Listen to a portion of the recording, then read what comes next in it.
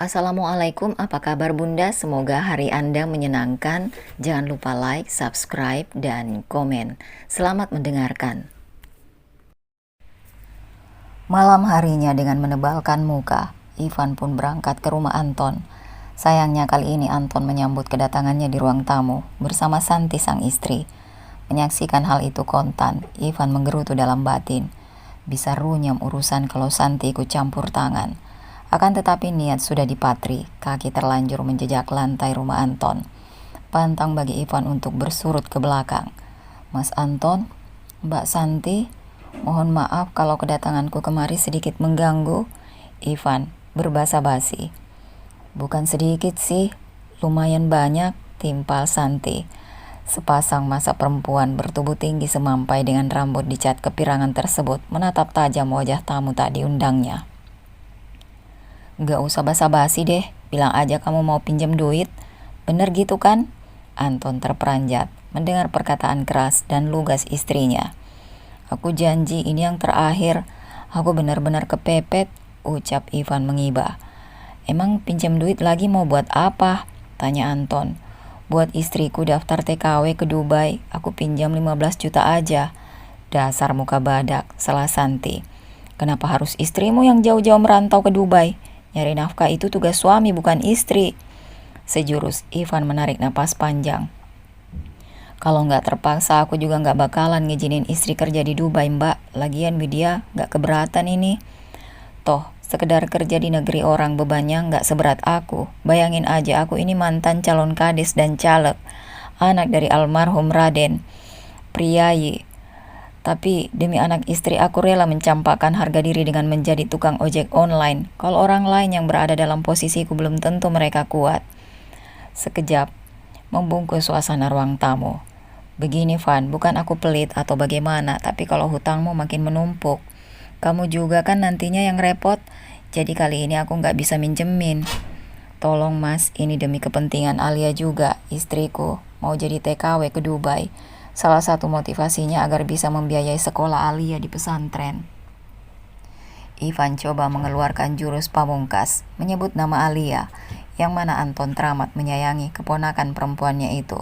Kontan wajah Anton terlihat sendu. Setitik asa pun menyeruak. Gimana mas, demi kebaikan Alia, desak pria bertinggi 167 cm itu. Maaf Pan, aku benar-benar gak bisa minjemin kamu lagi. Tak selang lama pun ia undur pamit, beranjak meninggalkan ruang tamu sang kakak. Tiba di rumah, Ivan langsung menemui istrinya. Usai menyimak penuturan Ivan, Widya memutuskan kembali mengais peruntungan dengan berjualan nasi uduk. Ia bahkan telah pasrah dan memendam jauh-jauh niatan untuk menjadi TKW ke luar negeri. Dalam benak Widya telah terpikir untuk memindahkan Alia ke pesantren khusus duafa jika kondisi benar-benar mendesak. Begitulah sampai akhirnya peristiwa tak terduga datang menyapa. 3 hari sebelum akhir bulan, mendadak Anton singgah ke rumah Ivan. Kebetulan kala itu Widya baru selesai memasak. Ia pun gegas menemui kakak iparnya. Maaf mas, kami belum punya uang untuk membayar hutang lama. Mas tahu sendiri kan kondisi kami sekarang lagi benar-benar terpuruk. Aku bukan mau menagih hutang Wid. Aku kesini mau tanya, apa kamu benar-benar udah mantap mau jadi TKW ke Dubai? Udah mantap sih mas, tapi kalau nggak ada modalnya ya mau gimana lagi? Mendadak Anton membuka tasnya, mengambil amplop tebal warna coklat yang lantas ia taruh di atas meja. Di dalam amplop ini ada uang 15 juta. Aku baru ambil tadi, sebetulnya Wid. Waktu Ivan datang ke rumahku tempo hari, aku nggak keberatan. Tapi waktu itu istriku ikut dengar di ruang tamu. Ia bersikeras melarang aku kasih pinjam ke Ivan lagi. Tapi berhubung ini buat keperluanmu, aku percaya kamu akan amanah. Jadi sebisa mungkin begitu udah gajian secepatnya dicicil, ucap Anton. Kontan sepasang mata Widya berkaca-kaca. Berulang Widya mengucap terima kasih. Begitu Ivan pulang dari Gojek, Widya langsung menyampaikan kabar gembira tersebut. Akan tetapi reaksi berbeda ditunjukkan Alia pada akhir pekan tatkala gadis 13 tahun tersebut berada di rumah. Mukanya sontak berubah. Jangan, aku gak mau mama kerja jauh-jauh ke Timur Tengah. Lebih baik aku gak usah mondok. Mending aku kerja apa aja buat bantuin mama. Mendengar jawaban Alia, kontan mata Widya berembun. Mobil bercat bodi hitam mengkilat dengan mesin mendesis halus tersebut melaju kencang menapaki jalanan kota Dubai yang mulus. Selepas keluar dari area parkir Bandara Internasional Dubai 10 menit lalu, sepasang mata Widya terus melempar pandang keluar, menatap deretan bangunan gedung megah, menjulang dengan perasaan takjub. Namun tak lama berselang sepasang mata indah itu berkaca-kaca. Wajahnya mendadak sendu. Memori kala Alia memeluknya begitu erat di depan pintu masuk loket check-in Yogyakarta International Airport kemarin kembali membayangi pelupuk mata. Gadis 13 tahun itu tetap tidak rela akan keputusan sang ibu merantau jauh ke negeri orang. "Jangan pergi, mama di sini aja, nanti aku bantu kerja," Alia berucap lirih. Widya berulang mengecup kening anak gadisnya. "Mama sayang sama Alia, mama kerja ke luar negeri demi Alia. Kamu juga cinta sama mama kan?" Alia mengangguk. "Kalau sayang mama, Alia harus rajin belajar, nurut sama ayah, dan dengerin nasihat para ustadz di pesantren. Janji ya?" Kembali gadis cantik itu mengangguk. Sekali lagi Widya memeluk erat Alia sebelum berlalu ke dalam bandara. Kini di atas jok mobil membawanya menuju kantor agensi Widya, menyeka kedua sudut matanya. Memori perpisahan dengan sang putri tercinta tiada henti menghias pelupuk mata.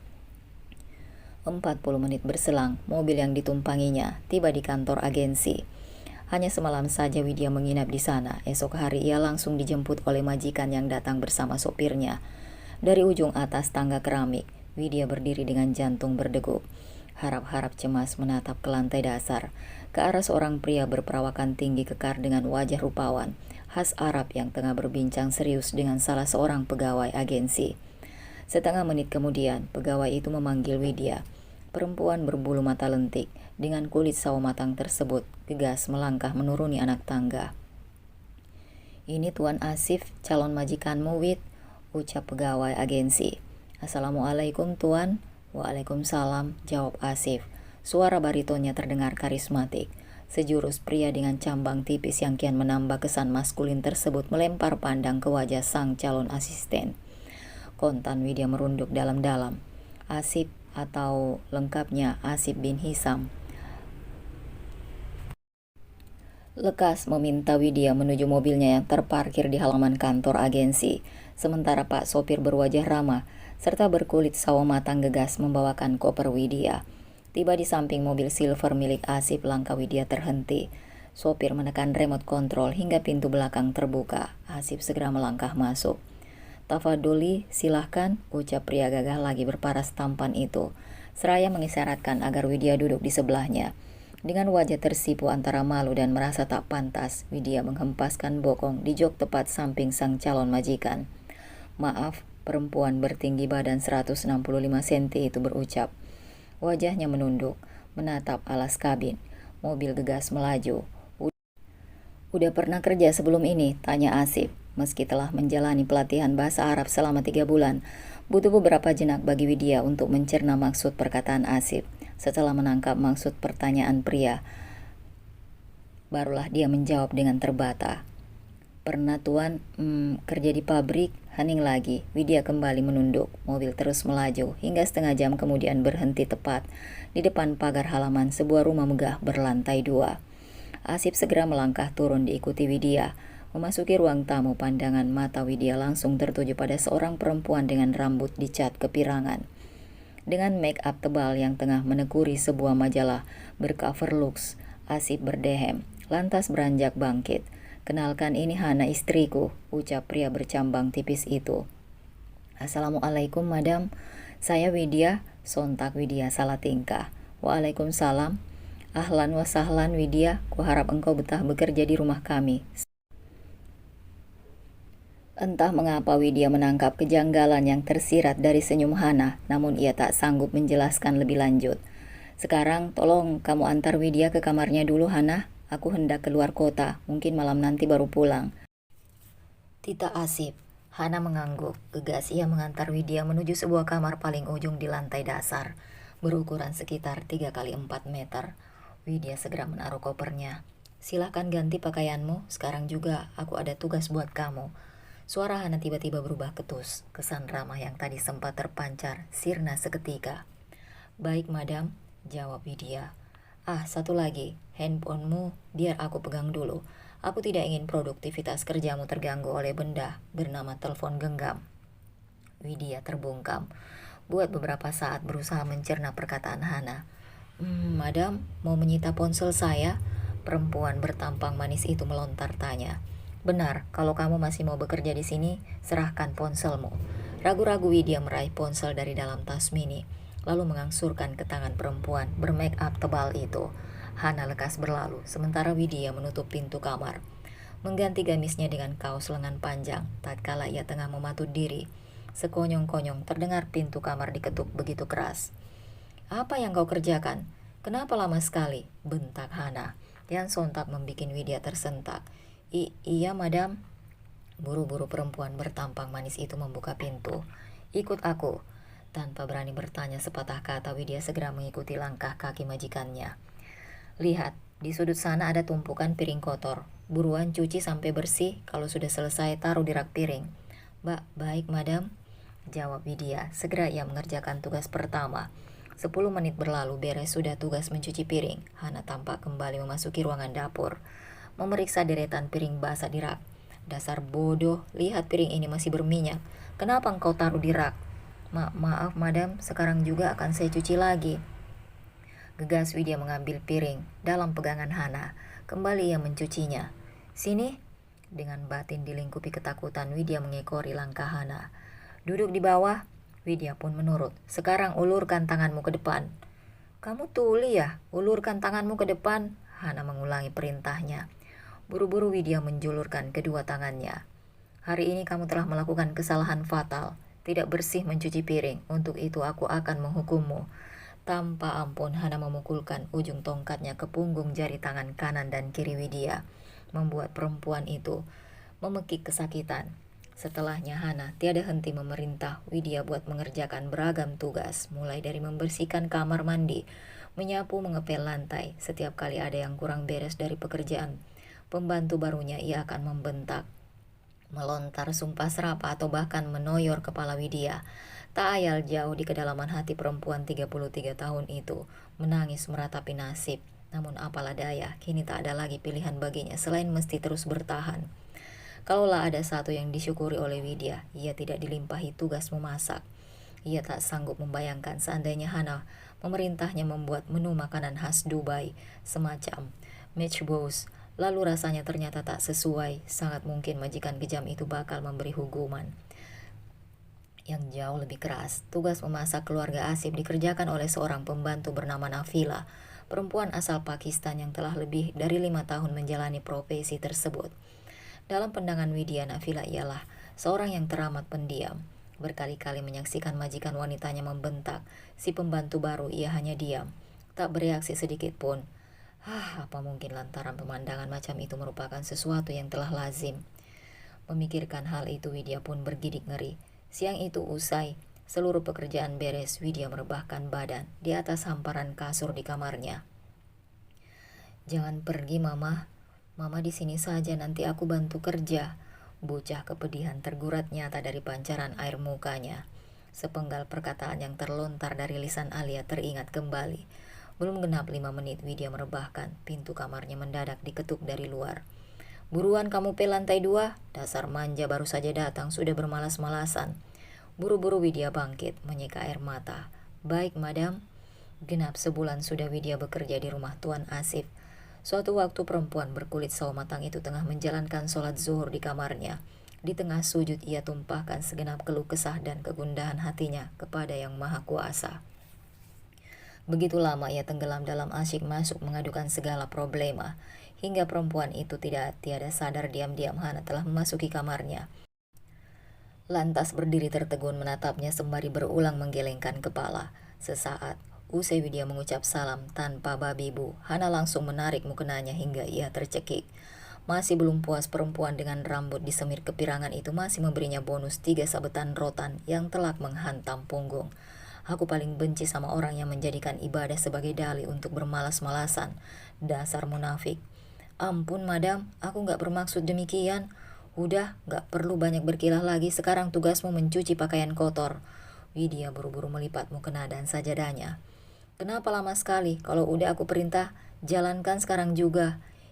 Iya madam, gegas Widya beranjak pergi. Alhasil selepas sebulan menjadi ART di rumah Asif bin Hisham, tubuh Widya yang dulu bersih kini berubah kurus. Ya, sebab selain Acap mendapat perlakuan kasar, ia pun kerap hanya dikasih jatah sisa makan dari Hana. Tak jarang ia mesti menyantap bulir-bulir nasi tanpa lauk. Dalam satu momen tatkala ia bersantap siang tanpa lauk, mendadak Nafila datang menghampiri menjulurkan sepotong paha ayam kepadanya. Barang tentu Widya girang bukan kepalang, namun perempuan itu juga ketakutan. Kalau Hana mengetahui apa yang barusan diperbuat Nafila, maka ia pun menghabiskan makan siangnya yang dengan cepat, lantas mengucapkan beribu terima kasih pada Nafila. Kamu betah di sini? Tanya Widya yang mendadak penasaran akan pendapat Nafila. Sejurus wajahnya terlihat sendu, lalu menggeleng perlahan. Kedua sudut matanya berembun. Kamu gak rindu kampung halaman? Lagi-lagi Nafila hanya mengangguk. Begitulah, setiap kali Widya bertanya.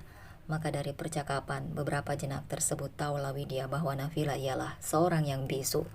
Ia mampu mendengar tapi tak sanggup berucap. Seketika sebuah pertanyaan mengusik benak Widya. Adakah Nafila bisu sedari kecil? Ataukah bisu gara-gara suatu insiden mengerikan di rumah ini? Sontak balut ketakutan makin melingkupi batin. Bagi Widya, ia baru bisa bernafas lega usai Asif kembali ke rumah. Sayangnya pria berperawakan tinggi tegap itu lebih sering pulang kerja selepas Isya. Entah kenapa tiap kali berada di dekat Asif, karakter Hana yang keras berubah lembut, perangai kasarnya menguar entah kemana. Sebagaimana malam itu sesaat sebelum bersantap nasi kebuli berlauk daging domba, Asif memanggil Widya dan Nafila. Kepada perempuan asal Indonesia tersebut, ia melontar tanya, "Kamu betah kerja di sini?" Sejurus Widya melempar pandang ke muka Hana. Perempuan yang biasanya memasang tampang masam lagi galak itu tiba-tiba mengulas senyum lebar. "Betah tuan, kalau betah kenapa kamu tambah kurus?" "Ah, dasar engkau Asif, macam tidak tahu perempuan dari Indonesia saja. Kebanyakan mereka itu pemalu. Aku sudah sering bilang sama Widya, makan yang banyak." "Oh begitu." Asif lantas melempar pandang ke wajah Nafila, menyeru nama perempuan berpostur jangkung itu. Dari gerak bibir sang majikan, Nafila lekas paham bahwa dirinya dipanggil. "Sekarang kamu ambil nasi untuk kamu dan Widya." Nafila mengangguk, melangkah ke dapur lantas kembali lagi dengan 2 piring.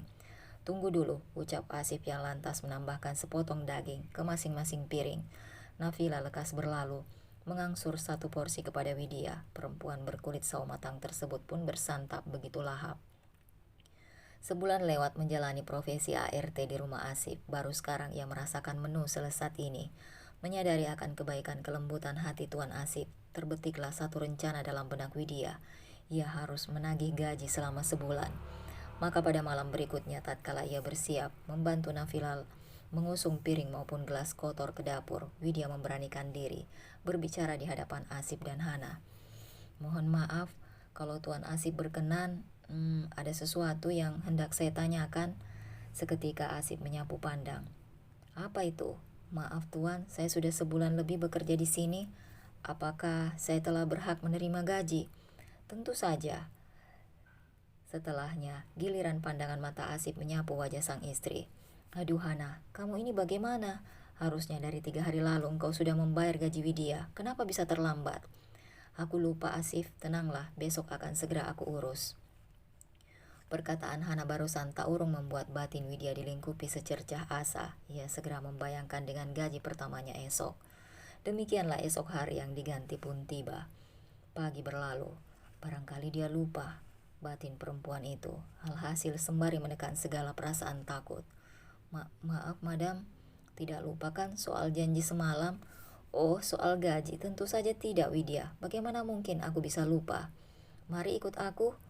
"Sebentar, aku mau ambil gajimu." Perempuan berambut pirang itu sejenak berlalu. Tangan kanan perempuan berkulit mulus itu memegang rotan lalu tanpa ampun menyabetkan rotan keras-keras ke pundak Widya. "Kamu minta gaji kan? Ini gaji untuk pemalas yang tak tahu diri sepertimu." Kembali Hana mencambukkan rotan, makin lama makin keras, hingga Widya menjerit kesakitan sembari minta ampun. Sementara itu Alia terbangun dengan napas memburu. 3 kali sudah mimpi yang sama menyapa tidurnya. "Tolong mama ya." Widya terlihat melambai-lambaikan satu tangan, kemudian bersusah payah menepi. Secepat kilat Alia berlari. Tolong aku ya. Kembali Widya berteriak, namun Alia tak lagi sanggup menghampiri tubuhnya sebab tubuh sang mama mungkin jauh dari jangkauan. Kini beberapa jenak Alia terduduk. Jam waker di atas lemari kayu baru menunjukkan pukul 2.30. Akan tetapi Alia telah kehilangan rasa kantuk. Gadis cantik dengan tubuh tinggi berisi itu gegas menyambar mukena dari salah satu rak lemari. Lantas, melangkahkan kaki ke masjid pesantren. Sayup ia mendengar seorang santri melantunkan ayat suci Al-Quran dengan suara tartil yang merdu. Gegas Alia mengambil wudhu lalu menuju ruang utama masjid yang khusus digunakan untuk jamaah putri. Setelahnya gadis yang mulai beranjak remaja itu larut dalam kehusuan salat malam. Selepas salam ia angkat kedua tangan setinggi pundak. Diiringi isak tangis, Alia memanjatkan doa untuk keselamatan sang mama nun jauh di negeri orang. Untuk kesekian kali sepanjang hari ini Ivan coba melakukan call WA ke nomor baru Widya. Nomor itulah yang digunakan Widya untuk menghubunginya lewat sebulan lalu. Kala ia kali pertama menjejakkan kaki di Dubai. Ivan mengempaskan napas kecewa. Lagi dan lagi, nomor perempuan itu tak dapat dihubungi. Kegalauan Ivan bertambah kala mengingat kejadian selepas maghrib tadi. Pak Haryo datang ke rumahnya, menanyakan kabar Widya. Anakku udah nelpon kamu lagi belum? Belum pak. Harusnya kamu yang merantau jauh demi anak istri bukan malah anakku. Adalah sekarang justru terbalik-balik, istri jadi TKI demi mencukupi kebutuhan anak dan suami. Hampir saja Ivan melepaskan bogem mentah ke wajah Haryo lantaran saking kesalnya. Beruntung ia masih sanggup menahan diri. Seiring semburan asap rokok ke udara, sebuah prasangka yang bukan-bukan menghampiri benak pria itu. Apa mungkinnya di Dubai, sana Widya ditaksir majikan sehingga lupa daratan. Cambukan rotan Hana yang menyebabkan kulit punggungnya pecah-pecah tempo hari sungguh membuat Widya kapok. Hari-hari selepas peristiwa menyakitkan itu, Hana makin kerap membentaknya. Demikianlah, sampai suatu ketika terjadilah peristiwa yang memantik perasaan harga diri Widya, menghadirkan kesadaran bahwa ia mesti berbuat sesuatu, tak boleh menyerah pasrah oleh keadaan. Siang itu Widya baru saja usai mencuci pakaian kotor Asif dan Hana dengan mesin cuci. Berhubung pekerjaan telah beres, perempuan berbulu mata lentik itu lantas sejenak beristirahat. Dasar bodoh, kenapa bles kesayanganku ini gak kamu cuci? Tanya Hana. Maaf madam, tadi baju itu gak aku temukan di keranjang pakaian kotor. Udah salah masih saja berkilah, kamu punya otak kan? Harusnya kamu tanya ke aku, selain yang di keranjang, masih ada lagi gak yang kotor? Dibentak begitu Widya menunduk dalam-dalam. Plak, plak, dua tamparan keras bersarang di pipinya. Hana yang tak menduga pembantunya berani membalas sontak tertegun. Tanpa pikir panjang Widya balas menampar pipi sang majikan wanita. Setan betina berani-beraninya kau menamparku. Kembali ia menyemprotkan ludahnya ke muka Widya. Kali ini disusul dengan pukulan telak di wajahnya, disusul injakan di punggung kaki. Pukulan, tendangan, tamparan hingga jambakan terus mendera Widya diiringi sumpah serapah. Setelah itu pandangan mata Widya berkunang-kunang. Bangunnya bau klorin menyapa indera penciumannya. Ia kemudian membuka sepasang matanya. Mengerjap, ia menengok ke samping kiri. Sejurus Widya berusaha mengingat. Penggalan memori kala Hana menghajarnya kembali. Engkau sudah sadar Widya? Syukurlah, nyaris sehari semalam engkau pingsan. Suara yang sungguh tak asing tersebut membuat Widya tersentak. Seketika perempuan berwajah pucat itu ketakutan. Hana terus melangkah menghampirinya, makin dekat. Kini si monster wanita menyentuh pipinya. Jangan takut, aku gak akan jahat lagi sama kamu. Tenangkan pikiranmu. Widya mengangguk. Sepeninggal Hana, Widya menghela napas. Akan tetapi sejam berselang, nyaris bersamaan dengan masuknya seorang suster yang mengantar jatah makan siang. Kamu harus banyak makan biar lekas sehat. Kenapa tiba-tiba Madam Hana jadi perhatian begini? Apa mungkin ia telah berubah? Bisa bangun sendiri kan? Apa perlu ku bantu? Pertanyaan Hana menyentakkan kesadarannya. Saya bisa bangun sendiri, madam. Biar saya makan sendiri. Udah, gak usah bandel. Akhirnya, aku balik dulu ya. Kalau kamu butuh sesuatu tinggal pencet bel di atas ranjangmu. Iya, makasih banyak, madam. Beristirahatlah, jangan banyak pikiran. Mudah-mudahan 2 hari lagi kamu udah bisa balik ke rumah. Ternyata apa yang dilakukan Hana itu hanya palsu belaka. Belum genap setengah jam perempuan berkulit sawo matang itu memejam mata setelah dia pulang Tiba-tiba Hana masuk ke dalam kamarnya menyaksikan Widya tengah terlelap. Ia menggelengkan kepala. Lantas ia mengambil sebuah panci berisi air. Tanpa babi bu, ia langsung mengguyur air ke muka Widya, membuat perempuan itu seketika tersentak. Maaf madam, tadi saya habis minum obat, terus saya diserang kantuk hebat dan akhirnya tertidur. Banyak alasan, umpat Hana. Memangnya aku mendatangkanmu jauh-jauh dari negaramu untuk tiduran di sini? Enak saja, aku sudah menanggung seluruh biaya opnamamu di rumah sakit. Sekarang setelah pulang kerjamu cuma malas-malasan, dasar tak punya otak. Lontaran caci maki dari Hana barusan kontan membuat Widya syok. Tapi belum genap 12 jam sikap sang majikan berubah drastis, menggoreskan kekagetan. Cepat, sekarang juga kamu bersihkan kamar mandi dan toilet. Baik madam. Nafila yang iba melihat temannya dalam kondisi tubuh lemas berinisiatif membantu. Jangan bantu dia. Demikianlah mimpi indah Widya telah berakhir. Hari-hari selepas itu Widya harus kembali menghadapi perangai Hana yang kasar. Widya pun terus merajut pikir hingga tibalah ia pada satu kesimpulan bahwa seseorang yang mungkin dapat menolongnya adalah Pak Irwan, sopir pribadi, keluarga Asif. Pria asal Ngawi itu sering keluar untuk antar jemput majikan. Tapi bukankah ini sangat berisiko? Bagi Pak Irwan, kalau ketahuan Hana bisa-bisa ia dimarahi atau bahkan dipecat. Namun perempuan itu memang tak menemukan cara selain meminta bantuan Pak Irwan. Dan Hana sendiri melarang keras Widya untuk mendekati pavilion tempat tinggal para pekerja pria tersebut. Pernah suatu ketika Hana memerintahnya untuk menyapu halaman rumah. Tatkala Widya hendak membersihkan sisi halaman yang berimpitan dengan pavilion sopir dan security. Ngapain kamu mendekati tempat tinggal para pegawai pria? Hendak jadi pelacur? Semenjak itu Widya takut buat coba-coba mendekati pavilion tersebut. Kamu tadi habis dari pavilion depan, Naf. Memangnya Madam Hana gak marah? Ia menggeleng, lalu menunjuk-nunjuk piring dan bergumam dengan kata-kata tak dimengerti. Oh, engkau mengantar sarapan buat mereka? Engkau mendapat tugas itu setiap pagi? Sontak terbetiklah satu hal dalam benak Widya. Pak Irwan yang baik, mohon maaf kalau saya lancang menulis surat pada jenengan. Lewat surat ini saya hendak memberitahu jenengan bahwa selama ini saya kerap mendapat perlakuan kasar dari Madam Hana. Hampir tiap hari saya dipukul, dijambak atau ditendang jika sedikit saja melakukan kesalahan. Belum lagi umpatan dan cacian kotor. Satu lagi Pak, 2 bulan bekerja di sini saya belum menerima gaji barang sebeser pun. Untuk itu Pak, saya berharap jenengan berkenan menolong saya untuk kabur dari rumah ini. Mengenai bagaimana teknisnya, jenengan bisa jelaskan lewat surat yang dititipkan pada Nafila. Sekian. Dengan tangan sedikit gemetar, Widya melipat surat tersebut. Lantas esok hari selepas sembahyang subuh buru-buru ia ke dapur. Nafila, aku titip surat ini nanti sampai mengantar sarapan ke pavilion ya, pada pegawai pria. Sejurus Nafila menatap wajah temannya itu dengan sorot mata, menunjukkan tanda tanya. Tolong surat ini nanti kamu berikan pada Pak Irwan, sopir pribadi keluarga Tuan Asif. Jangan sampai lupa ya. Sekali lagi perempuan itu dengan bekas sayatan luka di pipi tersebut mengangguk.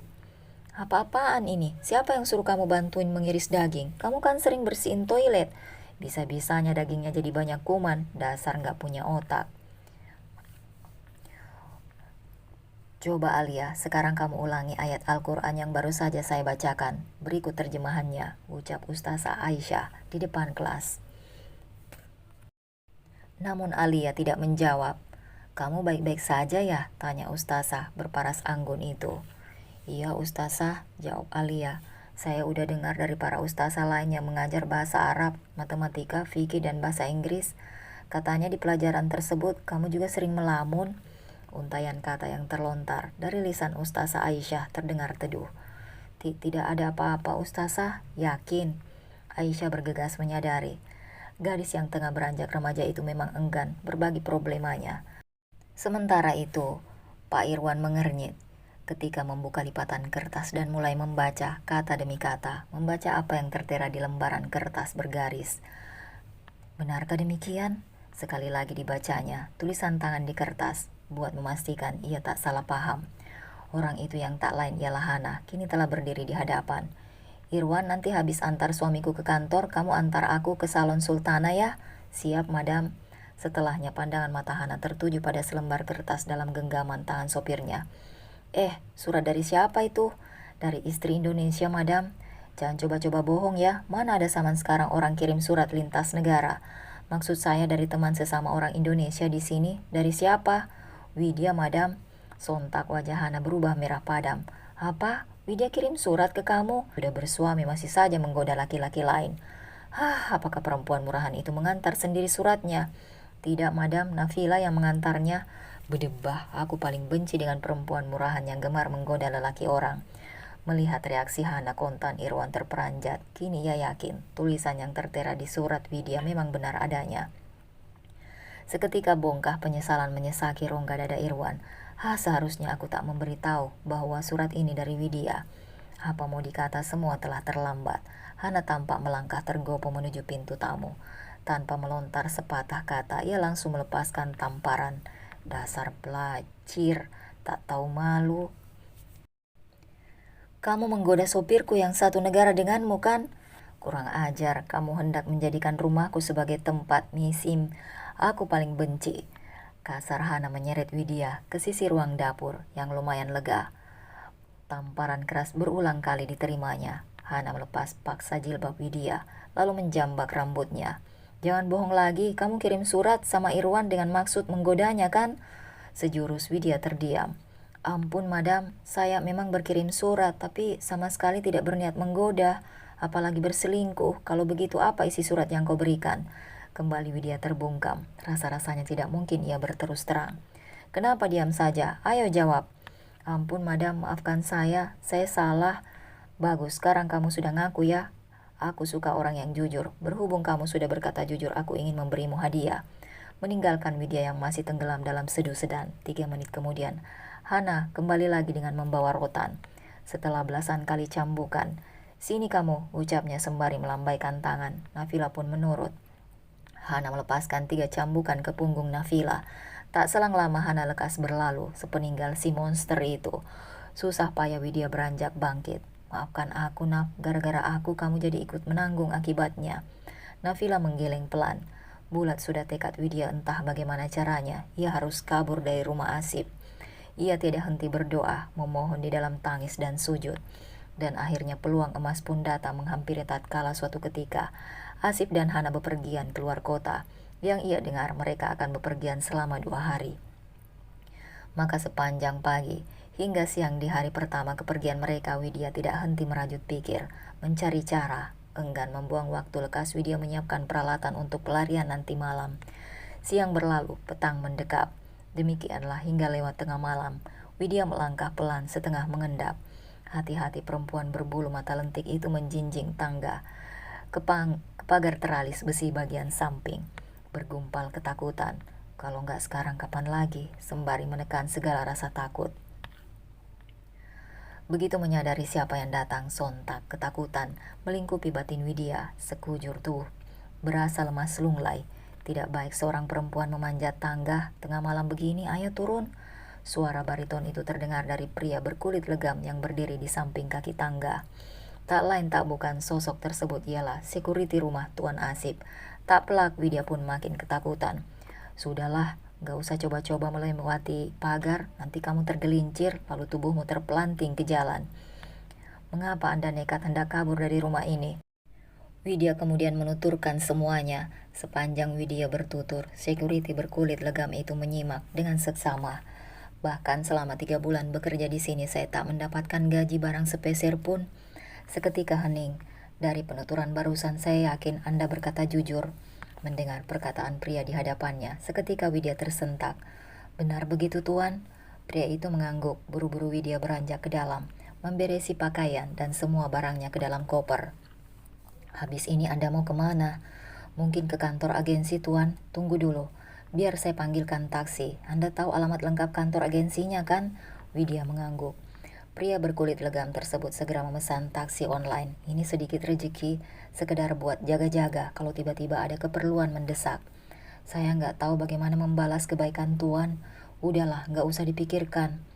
Semoga Allah memudahkan urusanmu. Seorang petugas keamanan yang dari wajahnya agaknya berasal dari Indonesia menyambut ramah kedatangan Widya. Ada yang bisa saya bantu, Mbak? Widya segera menuturkan perihal problema yang dialaminya. Ya Allah, mudah-mudahan bisa segera dibereskan. Petugas keamanan tersebut segera mengantar Widya menuju anak tangga di sudut serambi kantor. Begitu memasuki ruangan yang terdiri dari beberapa kamar tidur, Widya menghela napas lega. Dalam bilasan cahaya temaram, ia melihat seorang perempuan 25 tahunan tertidur di ranjang sisi ruangan. Barangkali mereka ialah calon TKW yang baru kali pertama menjejak kota Dubai. Tak seberapa lama usai membaringkan tubuh, Widya langsung terlelap. Esok hari begitu kantor agensi resmi dibuka, Widya segera menghadap. Yang tak kalah bikin sesak, rekan kerja saya yang bisu ikut dirotan gara-gara menolong saya. Tolong mbak, bebaskan ia dari cengkraman monster kejam itu. Takutnya ia kembali disalahkan dan disiksa atas kaburnya saya dari rumah itu. Pegawai agensi yang juga berasal dari Indonesia tersebut mencatat poin demi poin penting. Setelahnya Widya mesti bolak-balik ke kantor polisi guna memberikan keterangan seputar tindakan kekerasan yang dilakukan sang majikan. Visum terhadap korban dilakukan, olah TKP dijalankan, hingga akhirnya kepolisian Dubai pun menahan Hana. Akan tetapi dalam penyelidikan selanjutnya ditemukan fakta bahwa perempuan itu mengidap gejala kejiwaan semacam skizofrenia. Ia juga memiliki perasaan posesif berlebih terhadap pasangan yang menyebabkannya selalu curiga pada setiap perempuan yang berada di sekitar Asif. Hasil penyelidikan lain dari pihak berwajib yang tak kalah mengagetkan. Ternyata Nafila mengalami kebisuan setelah 2 tahun lalu dipaksa Hana meminum satu ramuan yang menyebabkan wanita asal Pakistan tersebut mengalami kerusakan pita suara. Dengan segenap kekejaman dan kebengisan itu, selayaknya Hana mendapatkan hukuman berat. Akan tetapi pihak pengadilan memutuskan lain. Berhubung Hana mengalami gangguan kejiwaan, ia tak dapat dijatuhi hukuman, melainkan mesti dirawat intens di rumah sakit jiwa hingga sembuh total. Widya sendiri enggan ambil peduli. Yang terpenting baginya ia telah terbebas dari kungkungan kekuasaan si monster wanita itu. Selepas itu, ia ingin menyambung hidup di Dubai dengan mencari majikan baru. Pihak agensi pun siap membantu mewujudkan keinginan Widya. Dan pagi itu di luar dugaan, kantor agensi kedatangan Tuan Asif. Lelaki bercambang tipis serta berperawakan gagah tersebut menyatakan hendak bersua Widya. Mulanya Widya takut bukan kepalang, dan benak ia tak berprasangka kalau kedatangan sang majikan pria ialah untuk meluapkan amarah. Akan tetapi begitu melihat seulas senyum yang begitu tulus dan sorot mata teduh, luruh sudah segala prasangka buruk. Aku datang kemari untuk meminta maaf padamu. Aku sungguh tak menyangka istriku dapat bertindak sekejam itu. Selama ini ia tak pernah menunjukkan gejala yang mencurigakan ketika berada di dekatku. Widya hanya mengangguk. Iya tuan, rangkaian kekerasan maupun tindakan bengis seorang Hana terhadapnya masih begitu lekat. Tak selang lama Asif menaruh sebuah berangkas mini di hadapan Widya. Ini gajimu selama 3 bulan yang belum dibayar sama sekali. Sisanya anggap saja merupakan hadiah dariku sebagai ungkapan penyesalan atas apa yang diperbuat istriku padamu. Di dalam berangkas ini total ada 80.000 dirham Emirat. Seketika Widya terhenyak, sepasang matanya membeliak. Setengah tak percaya seakan memahami makna pancaran air muka Widya, Asif lantas membuka koper mini di atas meja. Sekarang juga kamu boleh hitung sendiri. Bukan begitu tuan, bagi saya uang ini terlalu banyak. Saya hanya minta gaji 3 bulan yang belum dibayar oleh Madam Hana. Sebaliknya Widya, nominal ini sama sekali gak ada artinya dibanding dengan segala kekerasan fisik maupun verbal yang kau dapatkan dari istri saya. Kumohon jangan pernah menolaknya. Sontak, sepasang mata Widya berkaca-kaca. Makasih banyak tuan. Kalau boleh saya tahu bagaimana keadaan Nafila sekarang? Setelah kamu kabur dari rumah saya, dia begitu ketakutan. Mungkin khawatir disalahkan, tapi tenang saja. Minggu kemarin ia telah pindah kerja ke restoran milik salah seorang rekan bisnis saya. Sebetulnya saya pun telah merasa cocok dengan masakan Nafila. Tapi apa boleh buat, demi kesehatan mentalnya, aku terpaksa mencarikan ia tempat kerja baru. Mendengar kabar tersebut, Widya turut merasa senang. Lagi-lagi batin perempuan itu dibalut perasaan haru. Sebab ternyata Tuan Asif lah yang berinisiatif mencarikan Nafila tempat kerja baru. Oh ya, hampir lupa, ini ponselmu yang tempo hari ditahan istri saya. Asif segera mengangsurkan gawai pipih berbentuk persegi panjang kepada Widya. Beberapa jenak kemudian, Asif undur pamit. Setelah itu ia gegas mencar ponsel yang baterainya telah mati berbulan-bulan. Hari itu juga Widya membagikan sedikit uang yang ia dapat dari Tuan Asif kepada para pegawai agensi. Kontan bulir-bulir kebahagiaan membaluri batin Widya. Kemarin perempuan itu terpenjara di istana neraka, menjadi korban kebengisan. Namun saat ini ia bisa sedikit berbagi dengan para pegawai agensi yang sama-sama berasal dari tanah air. Sementara malam harinya, Widya langsung menghubungi sang suami nun jauh di Purworejo. Begitu ponselnya melengking panjang dengan nomor asing. Akan tetapi tatkala nomor yang sama terus memanggil sebanyak 3 kali, rasa penasaran menghampiri hati Ivan. Di luar negeri, jangan-jangan dari... Kali ini buru-buru Ivan menjawab. Halo, assalamualaikum. Waalaikumsalam. Widya, bagaimana kabarmu? Kenapa nggak pernah kasih kabar? Ada apa, Wid? Apa sesuatu yang buruk telah terjadi padamu? Tidak, Mas. Aku bahagia karena akhirnya bisa bicara sama kamu lagi. Selama ini aku sibuk banget, baru ada waktu. Oh ya, besok pagi insya Allah aku akan transfer sedikit rejeki ke rekeningmu. Kumohon gunakan uang itu sebaik-baiknya. Segera lunasi hutangmu sama Mas Anton, jangan lupa bayar SPP Alia. Beri dia uang saku yang cukup. Mendengar perkataan Widya, seketika wajah Ivan sumringah. Membayar angsuran motor yang 2 bulan menunggak, sama mencari kontrakan yang lebih luas. Soal hutang ke Mas Anton lain kali saja, SPP Alia juga bisa dirapel bulan depan. Toh baru nunggak sebulan ini, batin Ivan. 1 jam lamanya sepasang suami istri yang terpisah bentangan jarak 7.000 km tersebut saling berbincang. Oh Alandu, aku kira kamu ada apa-apa di Arab sana. Terakhir malam itu Widya menghubungi nomor telepon sekretariat pondok pesantren, tempat Alia menimba ilmu. Tatkala tiba-tiba seorang kakak kelas memanggilnya. Ada yang nelpon kamu ya? Siapa mbak? Ada deh. Ih, Mbak Ningrum bikin penasaran aja. Ya Allah mama, aku kangen kamu ma. Seketika bulir-bulir bening luruh membasahi pipi mulus gadis itu. Sungguh di luar dugaan, Ivan sama sekali tak menyangka uang yang dikirimkan Widya bakal sebanyak itu, 230 juta. Maka hari itu juga Ivan langsung melunasi hutangnya kepada Anton, senilai 35 juta. Ia juga membayar SPP Nabila hingga 6 bulan ke depan. Tak ketinggalan angsuran motor yang nunggak 2 bulan pun ia bereskan. Bukan hanya itu, Ivan juga langsung mencari informasi tentang jual beli tanah. Bulat sudah tekad lelaki itu untuk membeli tanah yang nantinya hendak ia bangun sebuah rumah di atasnya. Usai 2 mingguan berburu informasi, akhirnya Ivan mendapatkan sebidang tanah di desa Karangmulyo. Tepatnya di dusun sebelah tempat tinggalnya dulu yang kini disita Pak Joni. Gara-gara itulah kabar soal Widya yang mengirim uang ratusan juta ke rekening suaminya kini menjadi perbincangan hangat orang-orang kampung. Alhasil dalam satu kesempatan Darsono, teman ngojek yang satu desa dengan Ivan, berucap, maaf aja ya Van, bukan aku hendak mencampuri urusan dalam negerimu. Cuma sebagai teman aku pingin tahu nih, itu juga kalau kamu gak keberatan.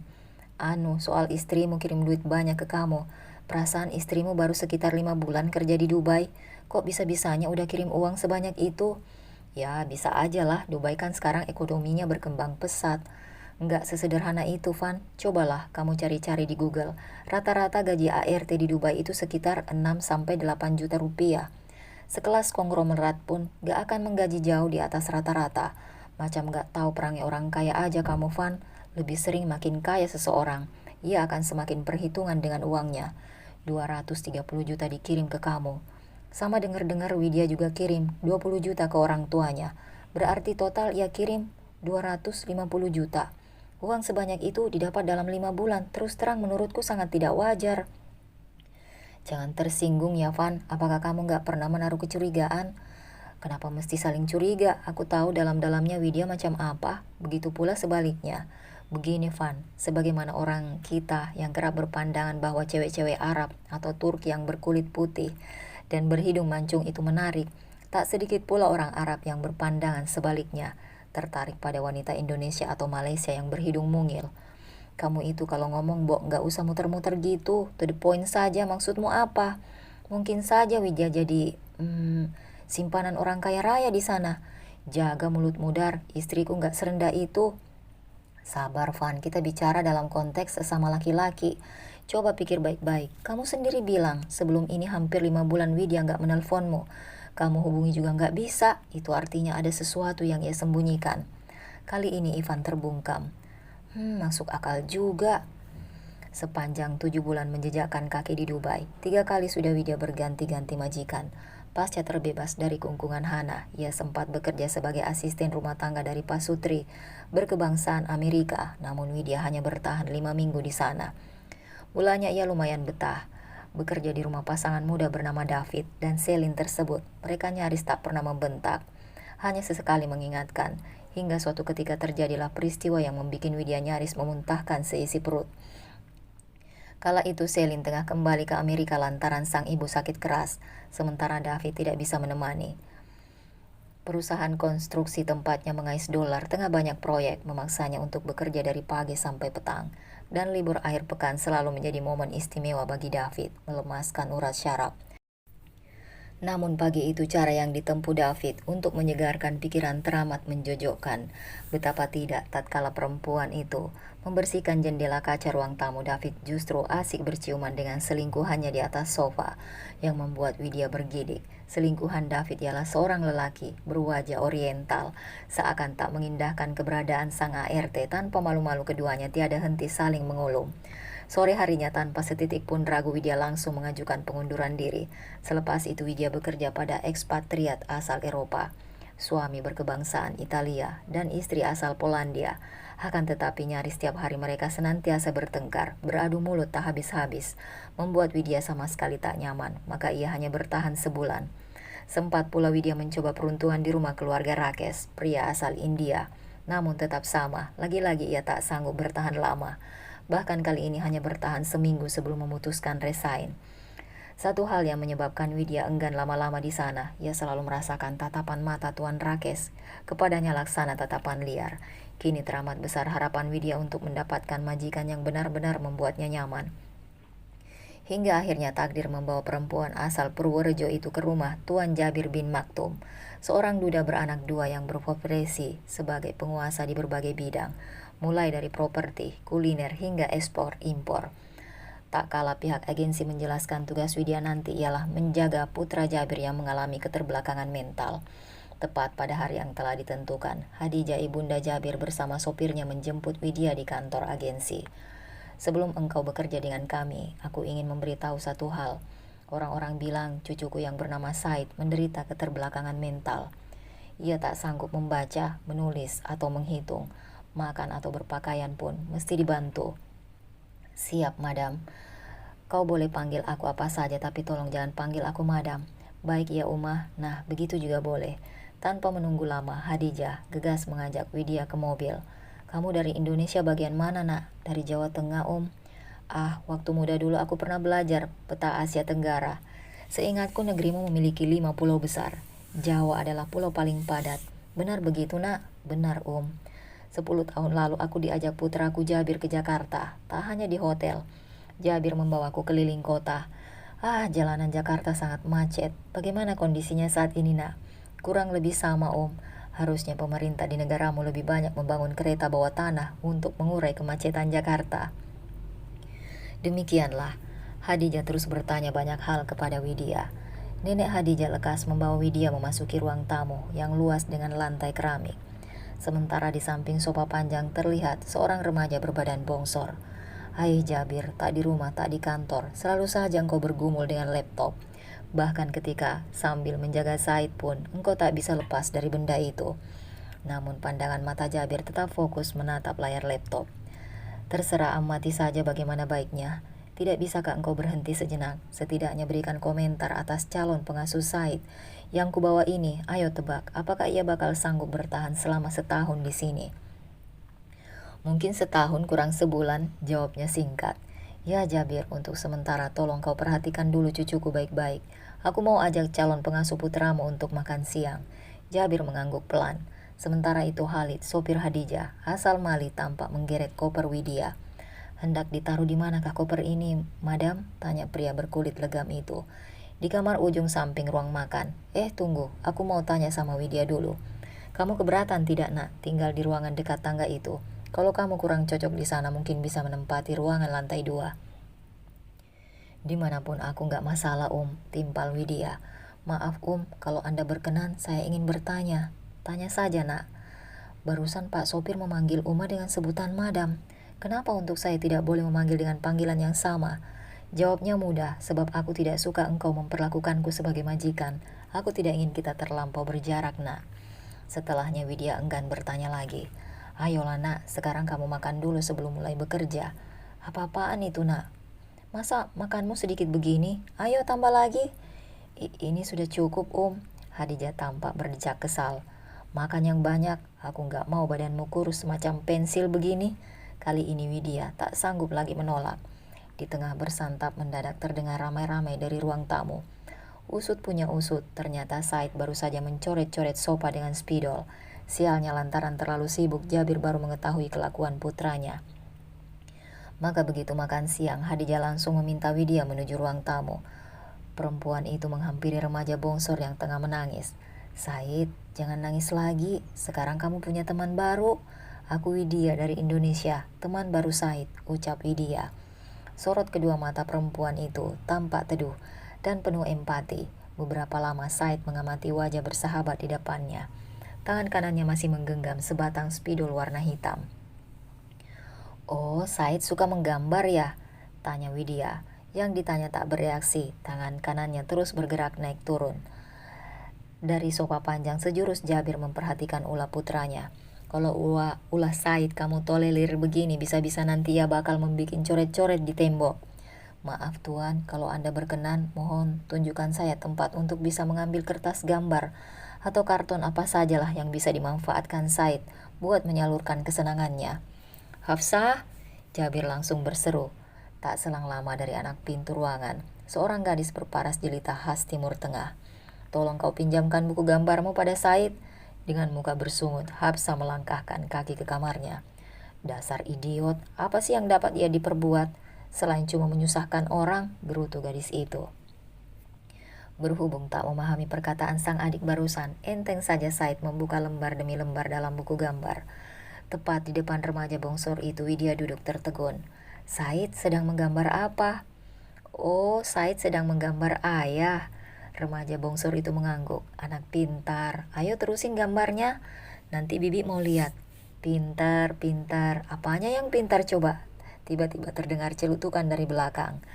Kontan Widya mengangkat kepala, selintas menatap Hafsah yang berjalan angkuh. Tinggallah Widya dan Said berada di dalam ruang tamu yang luas itu. Ya Allah ya Rab, hari pertama kerja di sini langsung dapat hadiah lukisan indah di wajah dari cucuku. Gak apa-apa ini menandakan Said langsung akrab sama aku. Soal sikap Said yang dingin, kamu jangan ambil hati ya. Sampai saat ini ia masih belum sanggup ikhlas menerima keadaan putranya. Widya mengangguk. Aku bisa memahaminya rupanya benar apa yang kau bilang barusan nak. Putra aku memang langsung nyaman sama kamu. Yang sudah-sudah ia selalu berontak, menangis keras-keras. Butuh waktu minimal seminggu bagi Said untuk bisa menerima keberadaannya. Dipuji demikian rongga dada Widya mengembang. Hampir 1,5 jam Ivan dan beberapa tukang ojek online lainnya mangkal di seberang kompleks sekolah Muhammadiyah yang megah. Namun selama itu pula orderan yang dinanti tak kunjung menyinggahi aplikasi. Ivan yang memang tak menggemari sepak bola otomatis hanya duduk membisu. Sebelum beberapa saat kemudian Darsono merapatkan varionya. Gimana Van? Kamu udah tanya langsung ke istrimu soal kemarin? Ivan menggeleng. Kenapa belum? Jangan mentang-mentang Widya udah kirim duit banyak, kamu terus mentolerir apa yang ia lakukan. Aku gak tahu mesti mulai dari mana, Dar. Ya, tinggal bilang aja. Dik, aku ingin bertanya sesuatu padamu. Kuharap engkau jawab dengan sejujur-jujurnya. Jangan sekali-kali engkau membohongi aku selaku imam rumah tanggamu. Habis itu kamu interogasi dia. Beberapa saat Ivan terdiam. Camkan baik-baik kawan, sesuatu yang paling berharga bagi seorang laki-laki ialah harga diri. Jangan pernah sedikit pun merendahkan harga diri di hadapan istri hanya karena dia berpenghasilan jauh lebih besar dari kita. Kalau urusan segenting ini saja engkau masih merasa sungkan, penghasilanmu jauh di bawah dia, jatuh sudah harga dirimu serendah-rendahnya. Rangkaian kata provokatif yang terlontar dari lisan Darsono akhirnya menggugah pikiran Ivan.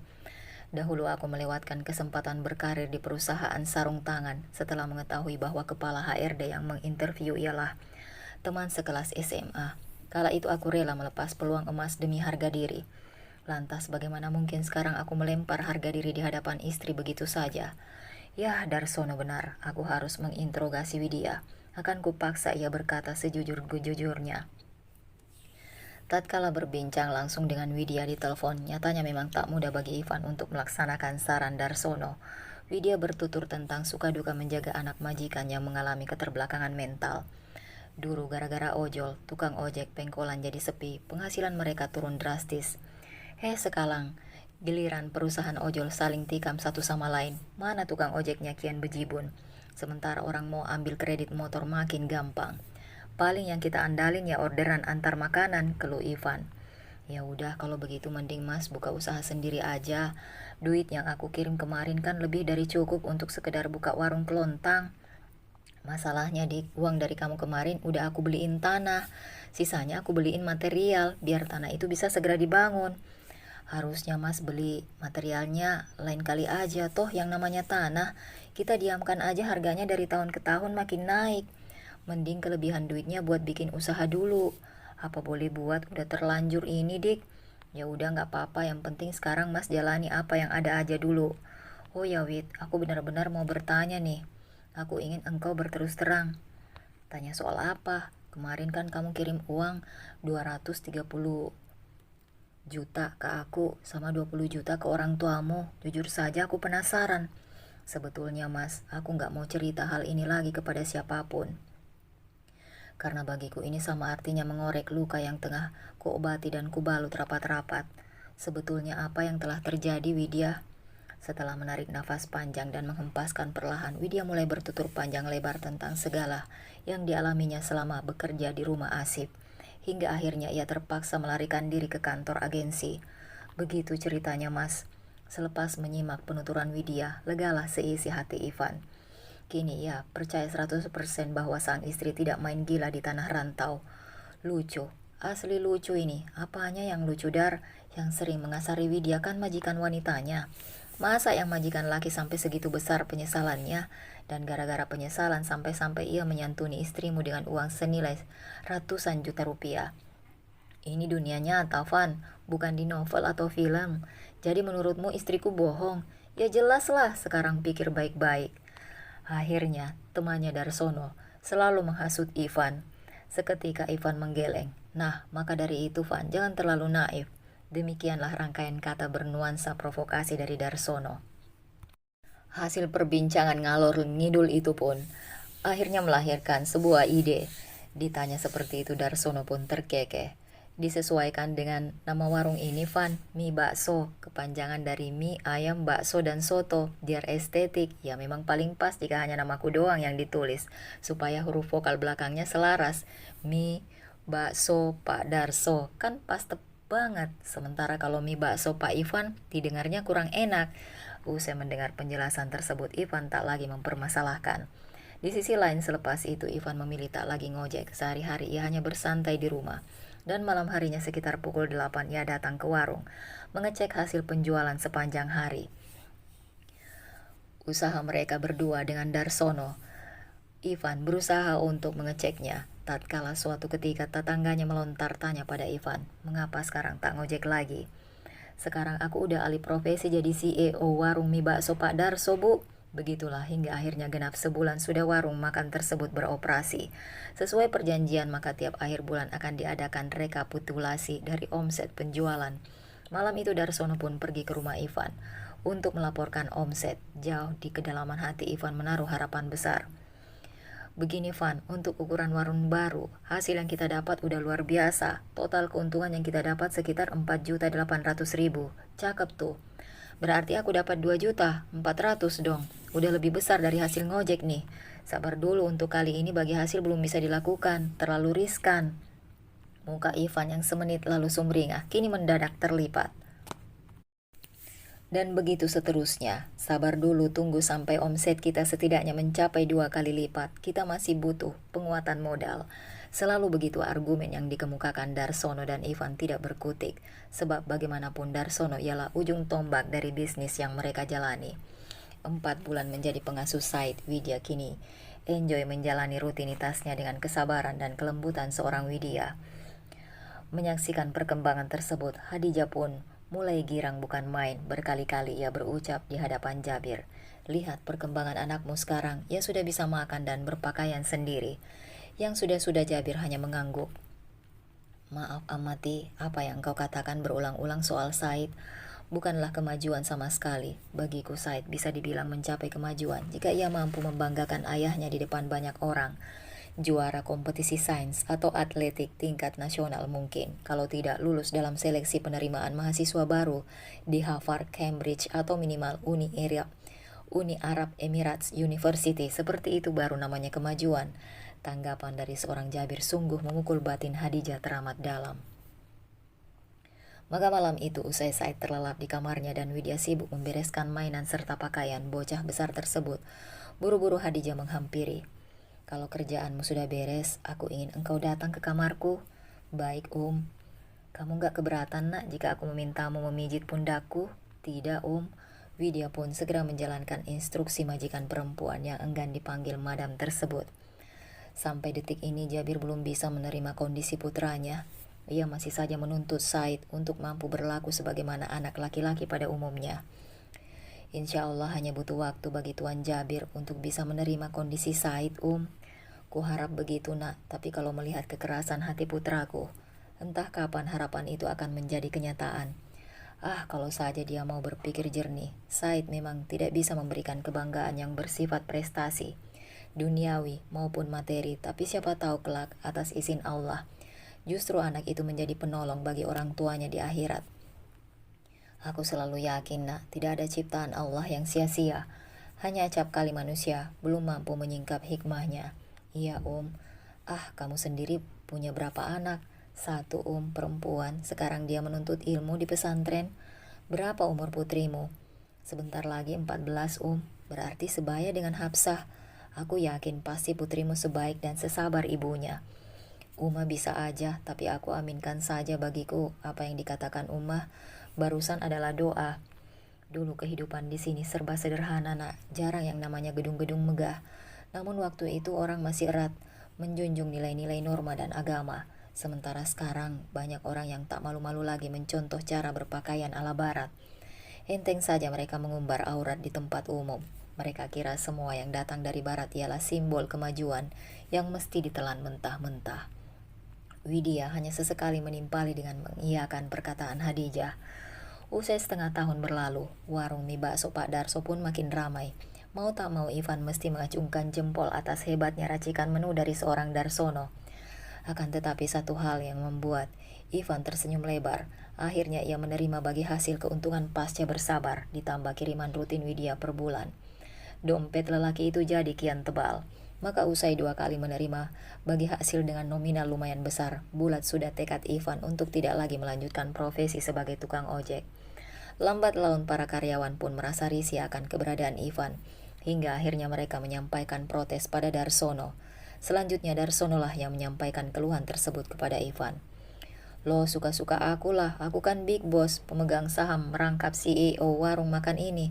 Terserah aku dong mau datang ke sini seminggu sekali, seminggu 3 kali atau bahkan setiap hari.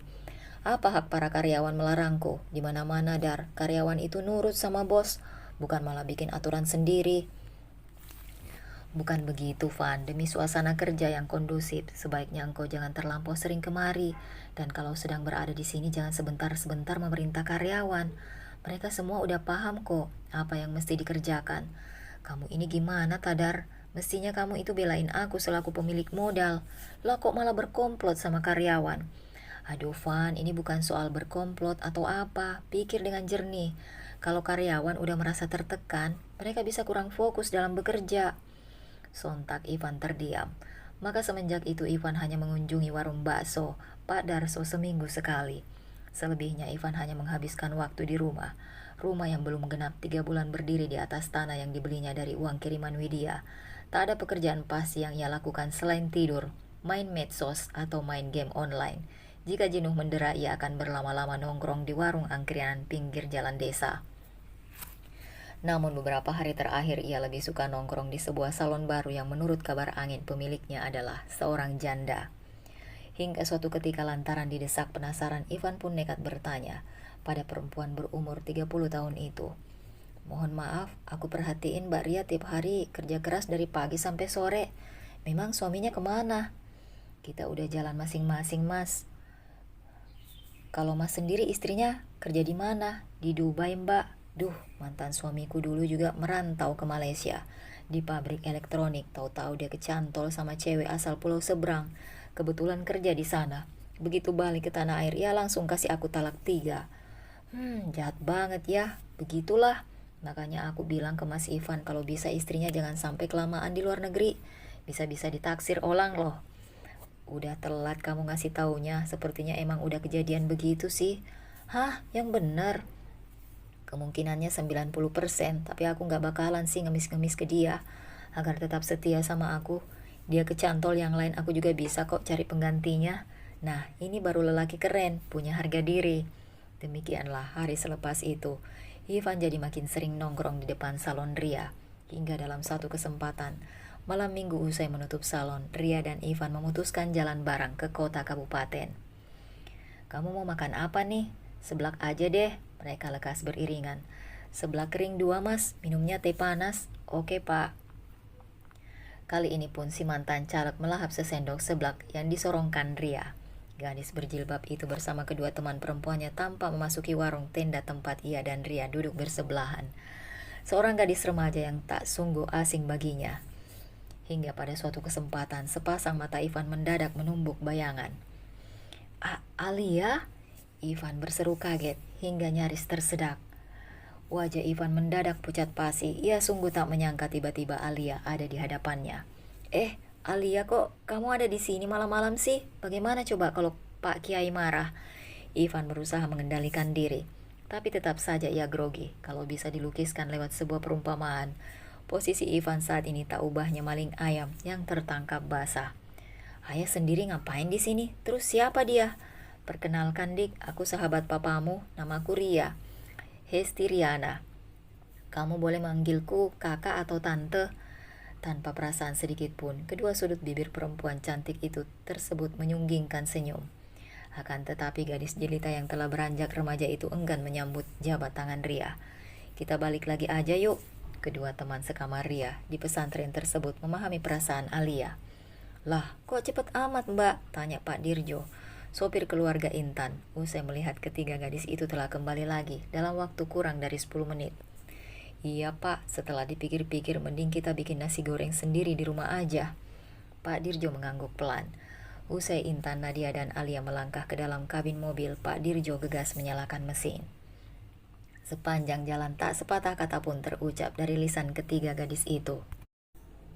Mereka tak menyangka, liburan akhir pekan mereka justru diwarnai sebuah peristiwa getir yang teramat memukul batin Alia. Pada saat bersamaan sepeninggal Alia dan kedua temannya, Ivan lantas duduk terpaku dengan wajah bak kepiting rebus. Anakmu nyantri, Van? Iya, baguslah, artinya ia jarang di rumah, sehingga kita memiliki banyak waktu untuk menjalin hubungan. Udahlah Van, gak usah terlalu dipikirin, tadi anakmu hanya kaget. Ria benar, tak seharusnya aku mengalah pada Alia, sebab itu sama dengan mencoreng harga diriku sebagai orang tua, ucap Ivan dalam batin. Sementara itu, tadinya tertawa merupakan hal paling langka bagi seorang Said. Bahkan sekedar sehelai senyum pun jarang terlukis di sudut bibir remaja.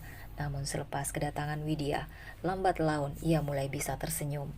Awalnya hanya seminggu sekali, lambat laun frekuensinya naik menjadi 2 hingga 3 kali dalam seminggu. Itulah yang terjadi setelah Widya memiliki program rutin untuk Said, yakni mengajaknya berolahraga di halaman rumah sesaat usai matahari keluar dari peraduan. Demi membuat Said tertawa riang, Widya tak sungkan mengajak putra sulin majikannya bermain sepak bola. Bagi perempuan bertampang manis itu, bermain bola selalu menghadirkan rangkaian kenangan menggelikan kala ia masih duduk di bangku sekolah dasar. Sore harinya ia akan ikut bermain sepak bola di ujung dusun, yang tentu saja seluruh kawan dan lawan permainannya ialah laki-laki. Alhasil apa yang pagi ini ia lakukan bersama Said di halaman rumah Tuan Jabir bin Maktum, laksana membangkitkan memori konyol tersebut.